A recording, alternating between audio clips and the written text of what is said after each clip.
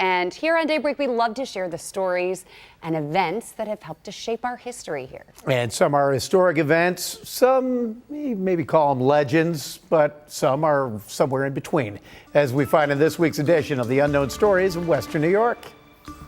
You find unknown stories in the most unlikely places sometimes. In this case, on a visit to a local brewery, on the men's room wall.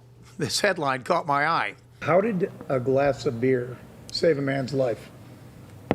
He took the time to drink it. It was December 1876. As the story goes, a Hamburg man had boarded the train in Buffalo, bound for Cleveland.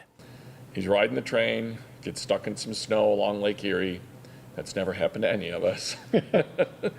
So he got off, he saw some lights. It happened to be a saloon, a bar, and he sat down and he had a Lakeview beer from Buffalo and sat there and he said, you know, I think I'll have another. It doesn't sound like the train's gonna be moving for a while yet. Barely got the beer and the train starts pulling away without him. A short distance down the tracks, disaster struck. That train was going over the Ashtabula Bridge, which failed. The train crashed 70 feet into a ravine. The accident killed 92 people. At the time, it was the worst rail accident in U.S. history.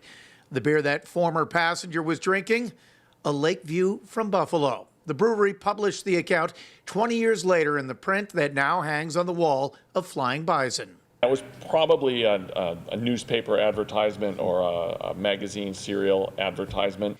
It goes on to say that from that near-death experience, that man from Hamburg had a Lakeview beer every Christmas to toast his health. And do we know if that guy actually existed? I think it's a probable incident. The snowstorm was real. The train getting stuck in the snowbank was real. The tragedy certainly was real. It was the lakeshore line. So it originated in Hamburg and it was going to Cleveland, then it would go on to Chicago. So that was all real. The fact that anyone ever got off a train and missed getting back on, probable. I know a guy that happened to in Germany. And today, a small piece of the old Lakeview Brewery is still visible at the corner of Lakeview and Jersey on Buffalo's west side. And the story lives on in this antique advertisement and within the unknown stories of Western New York.